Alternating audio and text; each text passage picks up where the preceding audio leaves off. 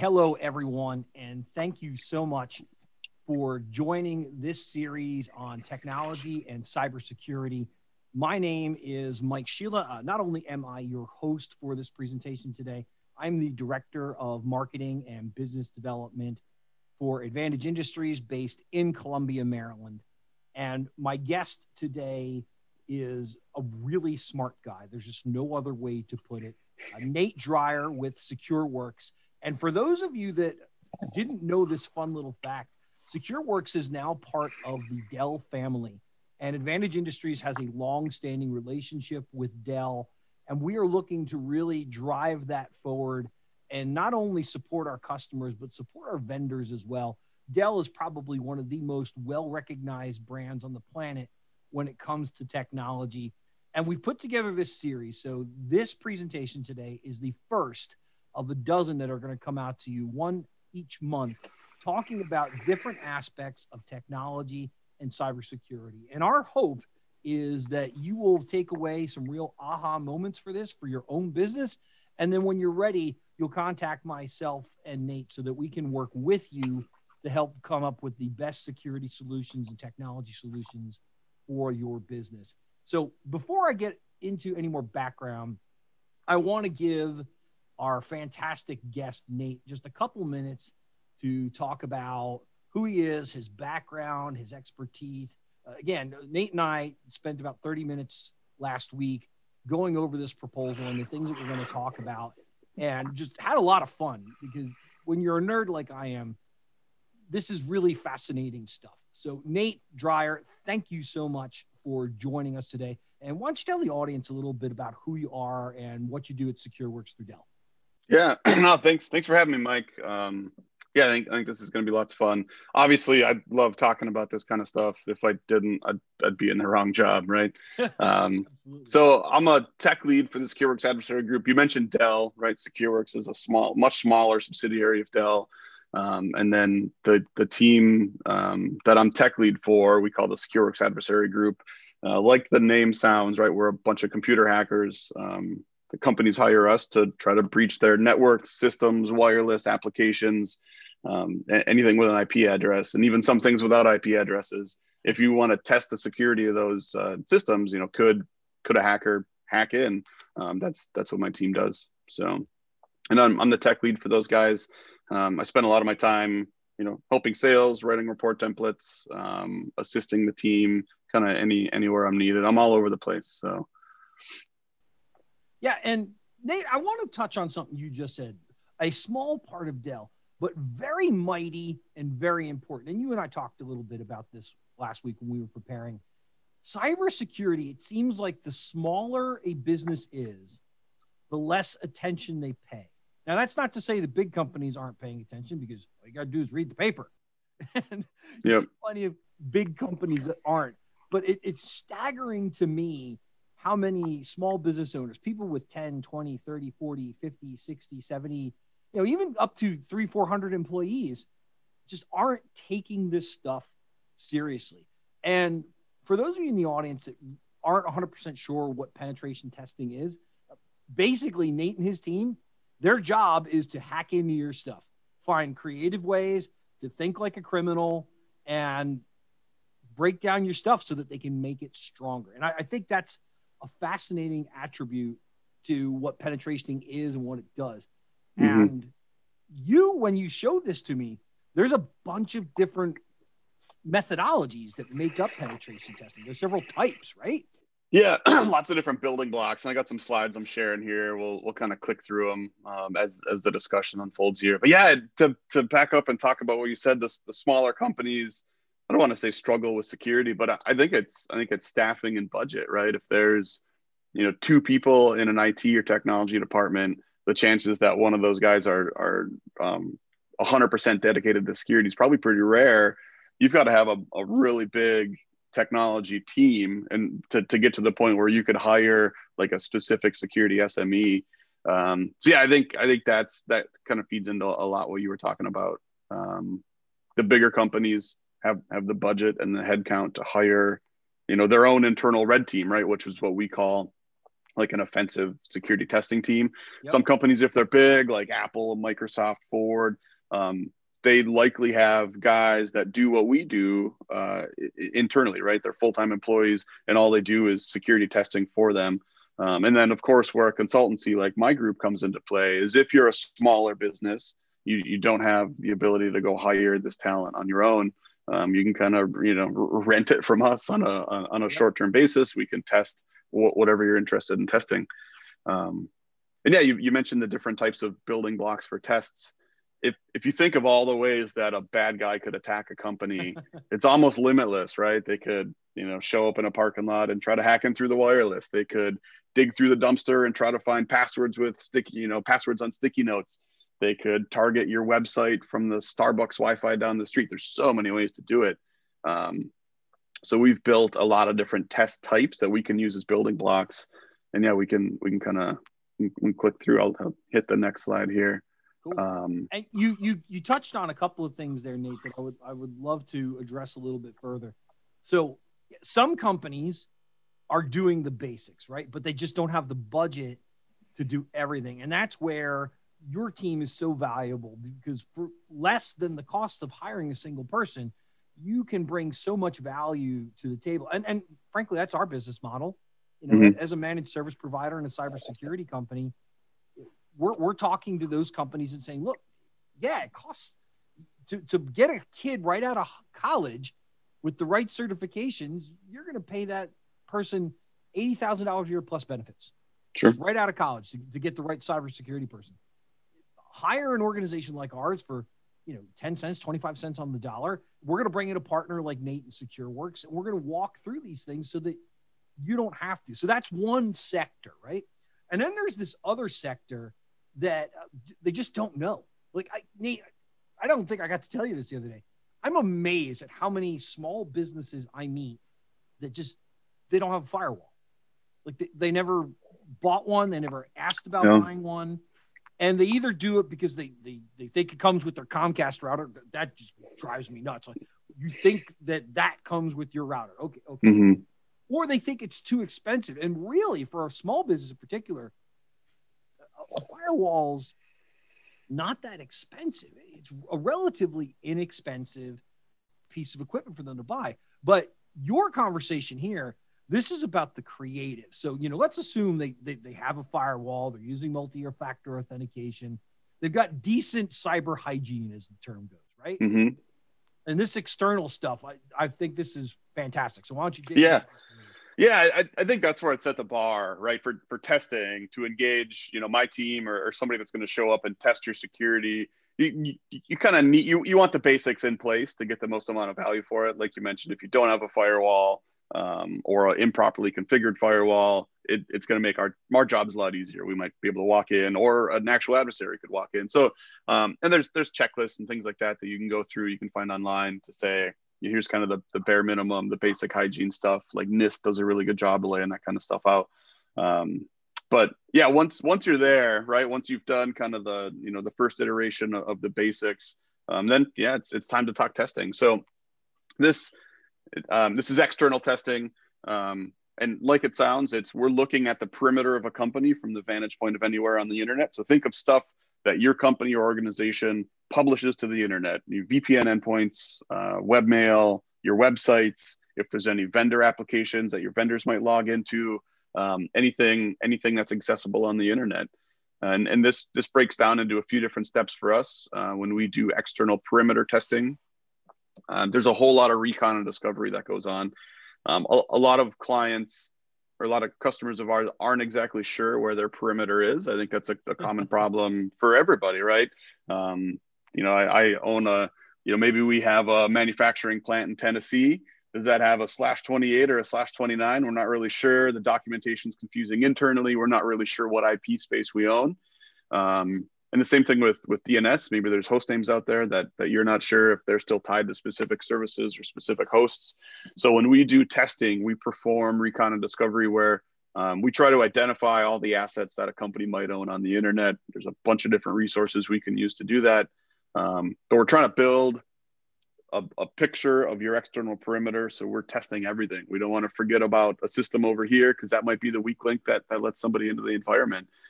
So a big part of our first phase of external perimeter testing is understanding what is your entire perimeter so we can test everything.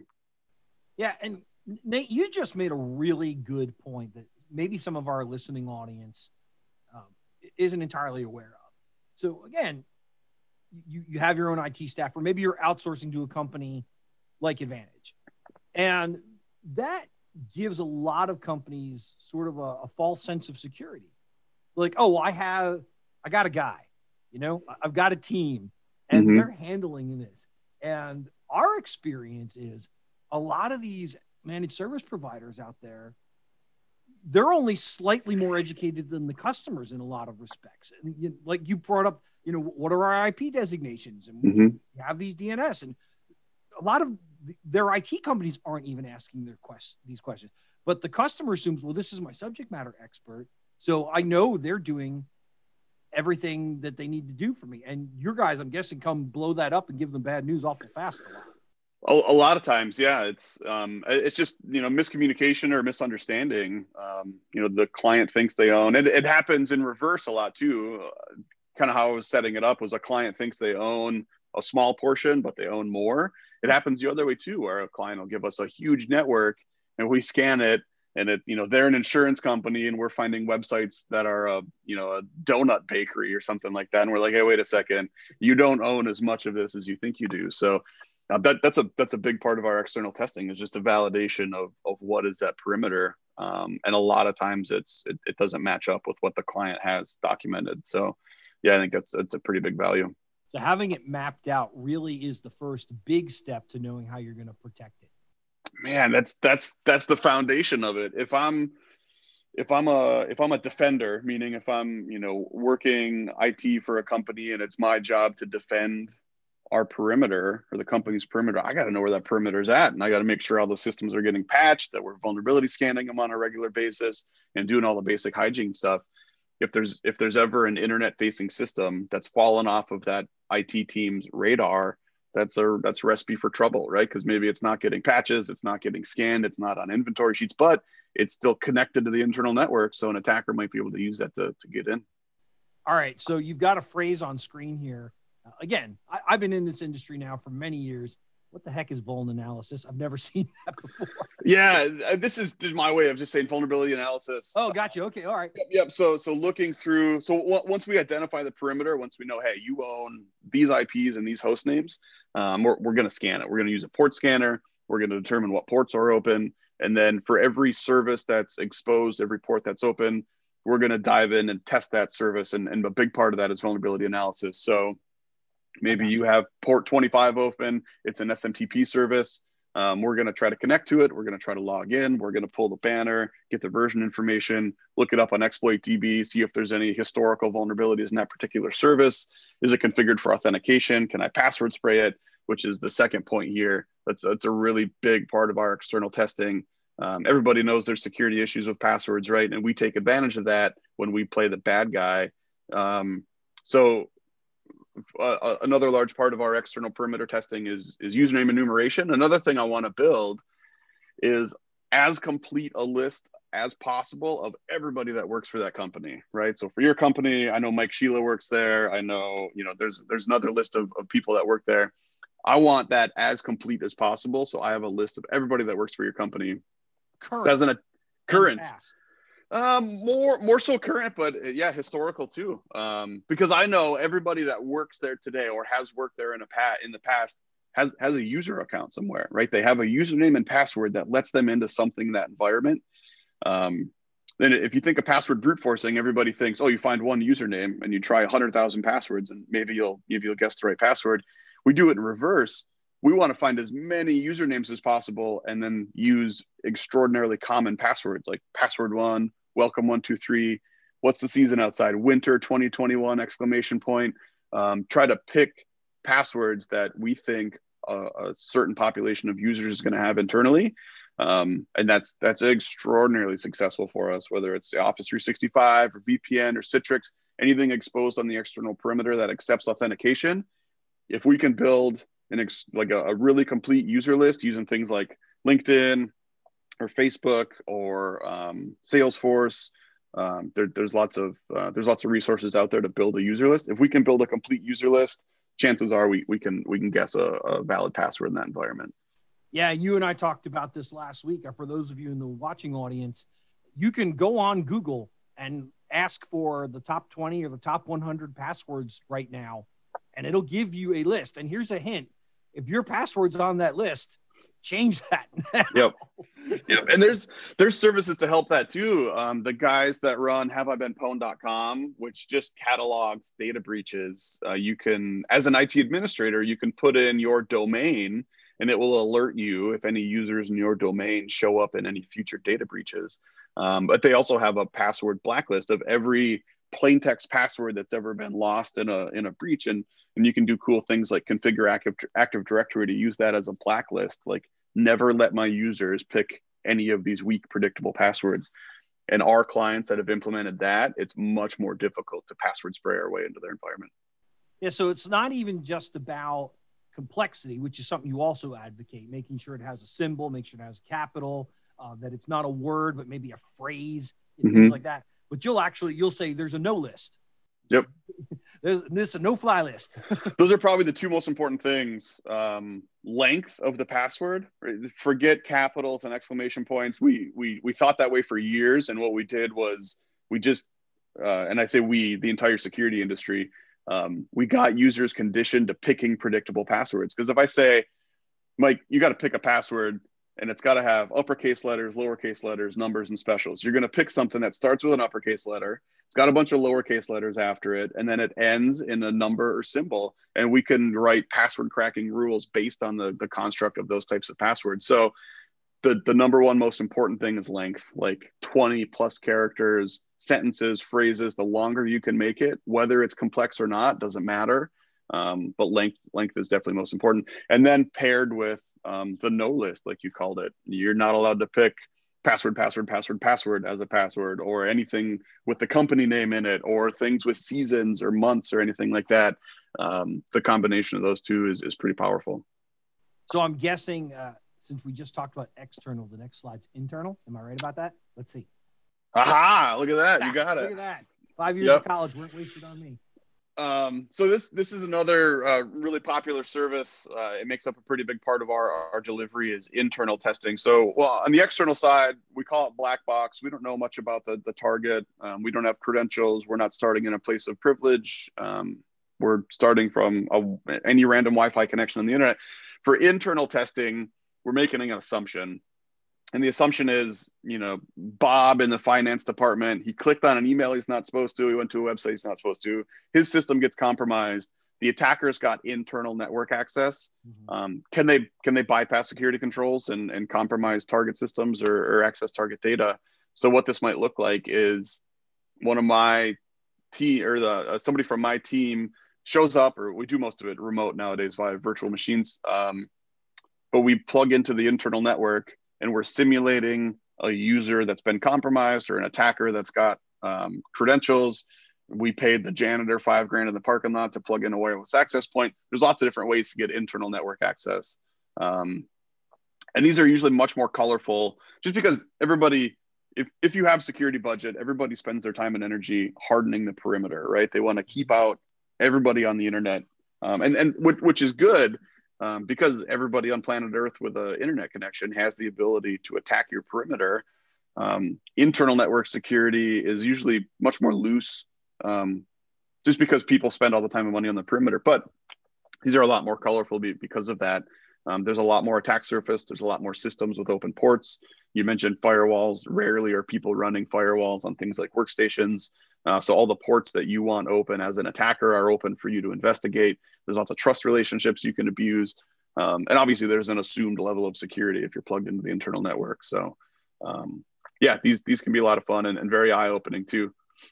Yeah, you and I last week, we talked about, I think the greatest example of this in the news right now that was prevented is the Tesla story, where some guy from Russia flew to America, found somebody working at Tesla who was a Russian immigrant, and said, "Hey, I'll give you $1 million you plug this dongle into your computer at work next time you're there.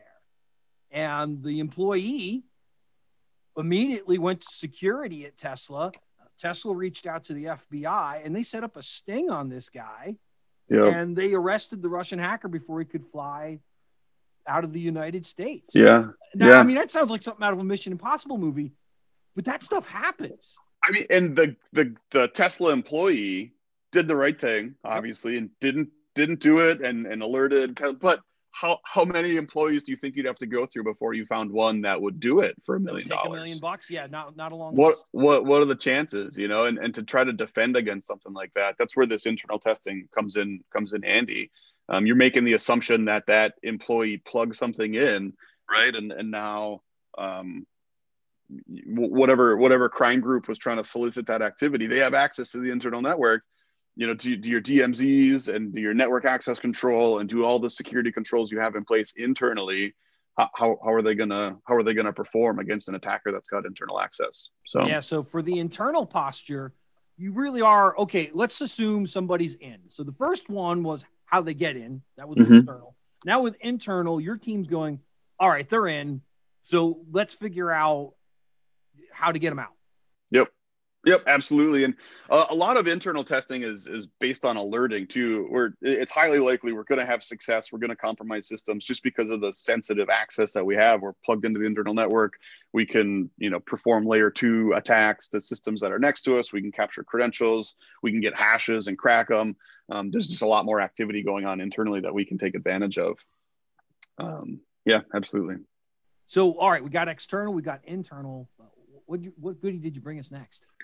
This one I have here is wireless. Man, wireless pen testing used to be pretty popular, I don't know, 5-6 years ago. And I feel like it's fallen off recently. People, because wireless doesn't change a whole lot, right?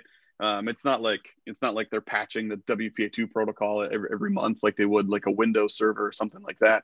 So I think when people implement wireless, they get it set up, they set it up with strong credentials, and then it kind of sits there for a while. And it falls off their testing radar. But we're pretty successful with wireless testing. It's kind of a mix or somewhere in between external perimeter testing, where you can be completely anonymous and test from anywhere, and internal testing, where you'd have to show up and interface with somebody or social engineer your way in. With wireless, you could, you know, drive your rental car into the parking lot and access the wireless and attack it. So you got to be, you know, somewhat close to your target to attack. But still, it comes down to configuration and credentials. And a lot of times companies will have wireless that allows employee access to the internal network. So if we can break into that, if we can gain access to that wireless network, now it's just like we're plugged in the internal wired network. We have access to the domain controllers and all the member servers and workstations, but we don't have to be inside the building, right? So it's kind of interesting. We can do some of this testing remote as well.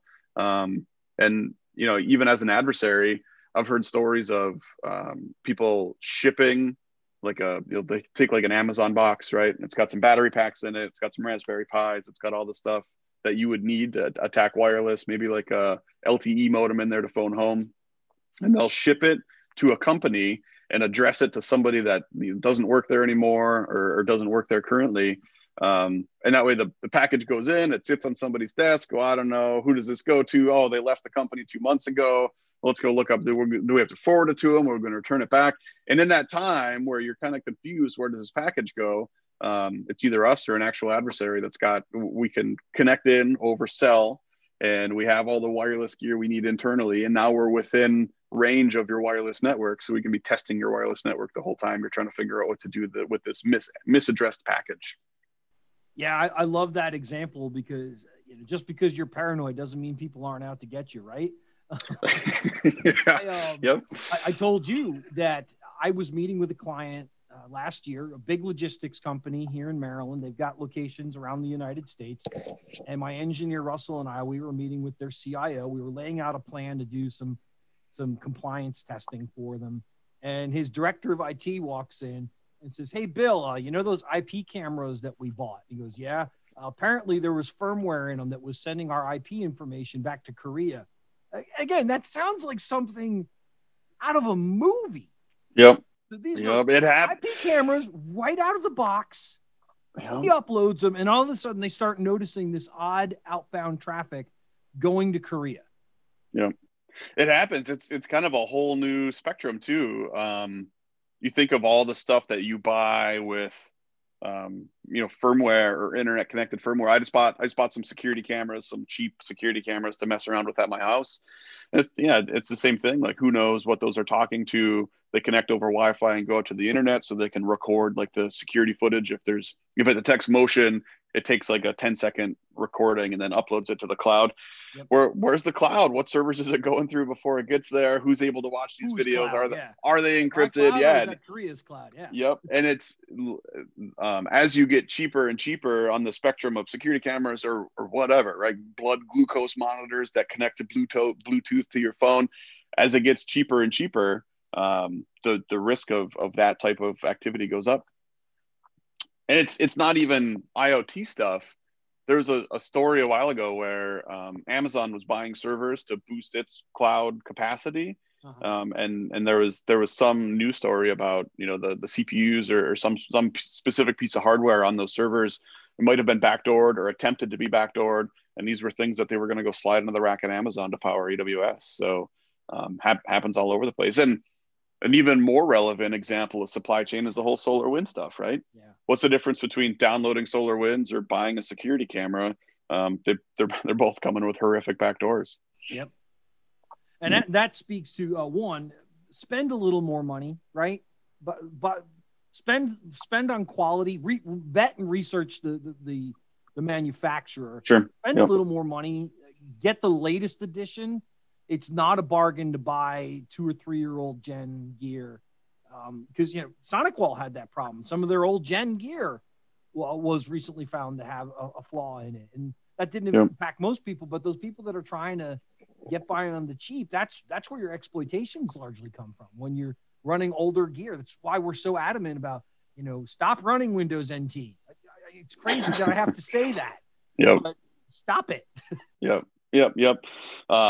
Yeah, that's a good point. And I think, especially with things like SolarWinds, if you have vendor appliances, if you have IoT gear that you're putting in a corporate environment, you use your firewalls and use ACLs to limit those abilities or the ability of those devices or those applications to phone home, like specifically SolarWinds.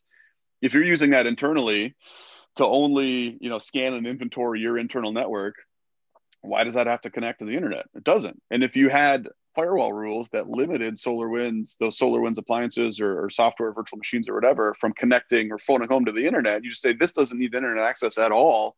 You were safe, right? The attackers could never gain access to that backdoored instance of SolarWinds. It's the same thing with anything else. Do you have printers? Why do they need to access the internet? They don't. Do you have security cameras? Find out what the bare minimum. They have it. Yep. That's true. And right. So I think, my advice there is find out what's the bare minimum access a piece of software or a piece of hardware needs and limit it to that. Don't give it any more than it absolutely needs to function. All right. So we did external, we did internal wireless. What else you got, man? This is good stuff. Yeah, we got web applications. So this is also a large part of our team, web application testing. And there's a bunch of stuff that rolls up under web applications, right?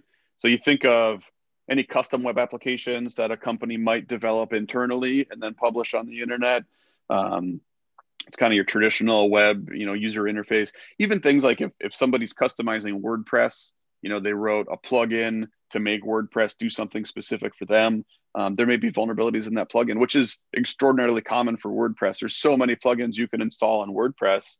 And a lot of times they come with flaws like SQL injection and things like that. So we can test, a WordPress with plugins or any kind of web application, right? We can test and make sure it's not vulnerable to SQL injection. We can't log in as user Mike and change our cookie a little bit and end up as user Nate. I can't log in as Mike and access Nate's data. There's lots of different things that we'll test for there. And that same testing methodology works against a bunch of different stuff. We test mobile applications like on your phone. Those usually connect to an API to function. So we can test that API as well. We'll test thick client stuff. Anything that uses kind of modern web API to communicate, we can test using this methodology. Yeah, and not to start a smartphone war discussion here, but there are people that love Apple because it's a higher level of security. Apple very much wants things behind closed doors. And on the other side, the Android world, people jailbreak those things all the time so that they can use less secure apps. And there's a risk of running applications like that haven't been vetted properly because you get a lot of the problems that you just detailed out. Yep. You remind me of a test we did. I think it was a wireless test. We were testing the wireless. We were on the guest wireless, and it was employee had jailbroken their Android phone. And at this time, if you jailbroke your Android phone, it enabled SSH. You could SSH into it, and then which is just a way to connect to the phone, and you can install different applications on it. But if you just jailbroke your phone and didn't read the rest of the instructions to change the password, the jailbreak set the same username and password on every phone. So now we had this employee's phone that was hooked to his corporate email that it jailbroke, which you shouldn't be able to do to begin with. But it had a known username and password. So we were able to connect into this employee's phone and then access all sorts of data, just from him being on the guest Wi-Fi, jailbreaking his phone and not changing the password on it. So there's a footnote to that. You bring up a great point. A lot of companies struggle with, do I give my employees their own device to use for business, or I'd let them bring their own device? And there's a list of challenges that come with both. A few years ago, I was working for a nationwide company that let us bring our own device, but I literally had 3 company-specific apps that I had to download, activate. They had to basically vet my phone. And I have an iPhone. I've been an iPhone user for years. And until I did any of that, I could not access the internet in the office. And I could not view my email. I couldn't use Salesforce. All of that was no, thank you. You're not touching us. Yep. And there's 2 ways to do that, right? One is the way you mentioned with some sort of mobile device management or MDM. We'll let your phone on our network and access our applications, but we're going to do a security review of it. We're going to make sure that you have, a password before you can unlock it. We're going to containerize some of your applications and encrypt it. And it sounds like that's what you went through. The other way to bring your own device is to not do mobile device management on them, but then don't trust them. So maybe you can BYOD and you can access internet and you can access some other stuff, but you're not going to access sensitive things because there's no level of trust between the organization and the phone or the laptop or the whatever that you just brought in. So, yep. So what do we have up next? We're near the end here, aren't we? We're getting close to the end. Next to last. Yep. So this might be the last one. So this is social engineering. And this kind of covers a bunch of different stuff that we do. Everybody thinks of social engineering as phishing, right? Where we write an email, maybe we spoof an email and I'm sending it, but I'm saying it's from Mike Sheila and I'm going to send it to a bunch of people you do business with. And I'm going to say, hey guys, it's Mike. I need you to install this update, or I need you to, check to see if your credentials work against this site. We just implemented new webmail for everybody. Why doesn't everybody go over here and try to log in? And of course, it's really me being malicious, right? So when you go to the link that you sent them and they try to type in their username and password, it just sends it right to me. It doesn't actually work. Or maybe it's like a Word document that's got a macro in the background that when you open it and run it, it's going to execute code on your system. So we do a fair amount of phishing, which is a lot of fun. Smishing is very similar, but you guys have seen like the SMS kind of spam messages you get with a shortened link that they want you to click on or install a specific app on your phone. And of course, it's just malware or some bad code that's going to do nasty stuff and track your phone. We do phishing. Oh, yeah, go ahead. Yep. You just said something that I don't think a lot of people always get right away. So a while back, I was on my way to an appointment, pre-COVID when we actually went out to see people. And I get an inbound phone call from a panicked customer saying, I got this email. I clicked the link. I know I shouldn't have clicked the link, but it didn't break my computer, so I think everything's okay. And I said to her, here's the thing. That link wasn't meant to break your computer. Yep. All that link wanted to do was just sit in the background and watch and learn. And maybe they added a keylogger, but maybe they're just watching. everything you're doing. Oh, look, this person has access to the company's bank accounts. Oh, look, this one has access to the company's credit card accounts. So they're very rare. Now, earlier, even 10 years ago, they were trying to break stuff. And sometimes that's a strategy for hackers. But for the most part, they just want in. Yep. And especially if that's the first system that somebody phished, the last thing you want to do is break anything, because you don't want to alert that user that something bad happened, right? If her email crashed or her system rebooted, she'd be like, oh, that was weird, I got to go talk to IT. But if she just clicked on the link and nothing happened, or it just got an error or something like that, maybe she just forgets about it and moves on with her day, but the attacker still has access. So throughout our testing, the last thing we want to do is break anything, obviously, because that would cause issues for our clients. But even real bad guys, they don't want to break anything either, because they don't want any attention drawn to what they're trying to do or what they just did. So yeah, if they can get their targets to brush it off as, oh, it's just my computer hiccuping and it was an error and I clicked X and it went away, or I clicked this and it did nothing. If they can get them to forget about that and continue on with their day-to-day, they've now got access to that system, and they can start leveraging all those trust relationships, dig through their email, see what file shares they have access to, see who else is logged into that system, or what other systems they're logged into that we might be able to take advantage of. Yep. All right. So I was an English major in college, so I reads goods. I know what the word physical means. I know what social engineering means. What's physical social engineering? So physical social engineering would be when we show up in person and try to physically breach a building, right? So everything else we've been talking to up to this point is we're going to electronically breach a company, right? We're going to hack in remotely. We're going to show up and plug in and, test systems internally. Physical social engineering is trying to physically break into a building. So we'd hop on a plane, fly to a location, and then there's a bunch of different tricks and tactics we use. I mentioned a few of them earlier on. We'll dig through dumpsters to try to find, maybe we'll find a manual to a system, and that tells us they're running these systems internally. Maybe we'll find resumes of people they've recently hired with skill sets. Maybe we'll find credentials or log information, all the stuff that should be shredded that isn't. You can find all sorts of interesting stuff in dumpsters. We've even found computers that they've thrown out or recycled and haven't wiped. Right. So we take this computer back to the hotel. It thinks it's still connected to the domain. We can boot it up. We've got some tricks to get past authentication. We can pull cache credentials off of there. There's still an email spool. There's all sorts of interesting stuff on hardware that people have thrown out that they've forgotten to wipe. So that's been an entry point for us. Another big one we do is badge cloning. So if you have the RFID badges that you hang on your belt and you've got to scan it to unlock the door to get in, well, just like you're touching that up against a scanner, we can have gear in our backpack and bump up against you in the parking lot by accident and read that card, go back into our rental car and use a card writer to write the same code from the card we stole from you onto one of our cards, and then wait a little bit till you get in the building and then stroll in behind you and scan our badge, which is just your badge again, and get into that building. Other ways we've done it is we'll do external perimeter testing first. We'll do password spraying. We'll compromise people's email accounts. And we'll hope to compromise somebody that has an administrative function over physical security controls. So maybe they're the ones in charge of issuing new RFID badges to users as they're hired by the company. And 9 times out of 10, they're sending around spreadsheets that have the codes that we need in them.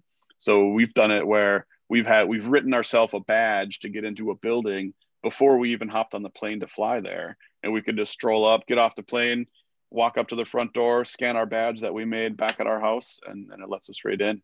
And of course, lock picking, shimming doors, sneaking around at night, all that kind of fun stuff. Yeah, Nate, you just reminded me, this is a personal story. I'm going to leave the name of the organization out, to protect the not so innocent. But I've got a bulging disc in my back that I've been dealing with for years.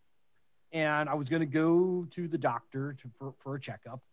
And they said, okay, well, we need you to fill out these forms. I'm like, okay, you need me to fill out. So they emailed them to me, unencrypted. So they were asking for my personal health information, asking for my address. They asked for my social security number, all unencrypted. All right, so that's problem number one. Now, for perspective, this is a major medical facility in Maryland with thousands of employees. They have their own IT department. And this kind of policy is rife for folks like you to just walk in and do as you please. Sure. So I get on site, got one of those big multifunction printer, copier, scanner devices. There's this big gray trash can next to it that says to shred. No lock, just to shred. Yeah. And my first thought was, my God, anybody could walk by, grab that bucket, and then go do whatever they want with whatever's in that bucket. Yep. That'd be the first thing I'd grab. Yeah. So then they take me back to the examination room, and you know how it is. They take you back, and then you wait another 15, 20, 30 minutes for the doctor to show up. There was a computer in there, an unlocked computer. Now, if I really felt like it, I could have stood up, started clicking away, and I could have accessed all kinds of information.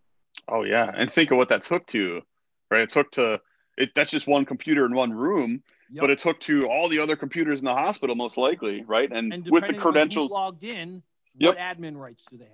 With the credentials you have on that system, you could likely access, have administrative access to a bunch of other systems. Yep. That's exactly the kind of stuff that we look for in that type of testing. So for physical testing, we'll set a goal of, maybe we want to make off with somebody's desktop. Maybe we want to plant a keylogger. Maybe we want to plant a Dropbox, which is just a computer that we'd kind of plug into the network and hide somewhere.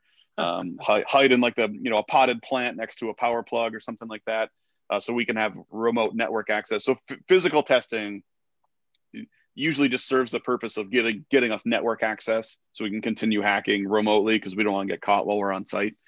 But yeah, that's interesting. And ever since I've been involved in this role, it's always something you think about, just like you did walking into a building and you're like, oh man, the door wasn't locked or somebody shimmed it open. There's people smoking outside and, they leave, but there's a bucket holding the door open so they can get back in. There's all sorts of tricks, but yeah, physical security is, that's a lot of fun to do. Yeah, and I always like to give this analogy and you and I talked a little bit about this. If somebody really wants to get in your network, they can just laying out everything that you just said. Because even, just a brute force attack with enough time, they'll get in. But that's less than 10% of cyber attacks. Over 90% of them are lazy criminals just picking up, the low-hanging fruit. I equivocate it this way. Most people that are watching this presentation right now, if they were to drive into their local major metropolitan city, I'm in Baltimore, so I'll use that as an example. There's no way that I'm driving into Baltimore, getting out of my car, leaving the doors unlocked, leaving the windows rolled down, and leaving the keys in the engine. But so many of these companies are doing the cybersecurity equivalent of that. Yeah. You're asking for your stuff to be stolen. And sometimes it's because they don't know. When we first talked about it at the top of this, it's maybe they don't know they have systems on the internet that are exposing vulnerabilities. And there's really, especially with external perimeter testing, there's really two ways that you get targeted. One is an attacker specifically targets your company. I think you have information I want. I think you're vulnerable to X, Y, and Z. I'm going to spend my time and energy specifically targeting your company, which I think is getting more and more rare these days. Yeah. And I think now because it takes too much effort. Right, exactly. I think what happens now is threat actors scan the entire internet. They're not looking for a specific company. They're looking for a specific vulnerability. Yep. So then they'll scan, and maybe it's a vulnerability in Apache Tomcat, right? Something came out last week. It's a new remote code execution for Apache Tomcat. There's a Metasploit module for it. I'm going to scan the whole internet for that specific vulnerability, and maybe I find 100 systems that have that vulnerability on it across the whole internet. Well, now I can start doing some recon and OSINT and figure out what companies attached to these 100 different systems, and then start reading through company names. And maybe it's a company I don't care about, a company I don't care about. Oh, this one's interesting. It's a Fortune 500 company. If I compromise them using this specific vulnerability that came out last week, maybe I can get access to their internal network and deploy ransomware or steal information. So yeah, it's a lot of times I'll talk to clients and they'll say, "Oh, we're not a target. We only do, we only deal with this type of information." But man, these days it's not about it, not about the information. It's about what systems you have published on the internet, what vulnerabilities they have. Yeah, Nate, this has been fascinating. You were twice as brilliant as I remember from our conversation last week. So thank you for the fantastic insight. And again, I want to say thank you to Secureworks. Thank you to Dell. And if anybody in the viewing audience today has questions, you want to get in touch with us, you want to have just a conversation. This isn't about selling you something right now. This is about, we've got subject matter experts like Nate on tap. You shoot us a quick email, say, hey, I've got a question about this. I want to get more information. We've set up an email just for this, which is answers@getadvantage.com. So you go to answers@getadvantage.com and say, hey, I watched the webinar that you did with Nate from Secureworks and Dell, and I've got a question. We could really use your feedback. And we're going to give you the time. We're going to sit, we're going to listen, we're going to give you some thoughts, we're going to give you some strategy. And if it turns out that we have a product that will help you, then we're absolutely happy to go down that road. But it's about education and support first. So thank you, everyone, today for joining this presentation, the first in our series with Dell, with Secureworks. Nate Dreyer, again, being brilliant. Thank you so much for today. And next month, we are going to talk to you government contractors about CMMC and the things that you need to be doing because you're running out of time, folks. I'm going to leave it at that till next month. Thank you, everyone.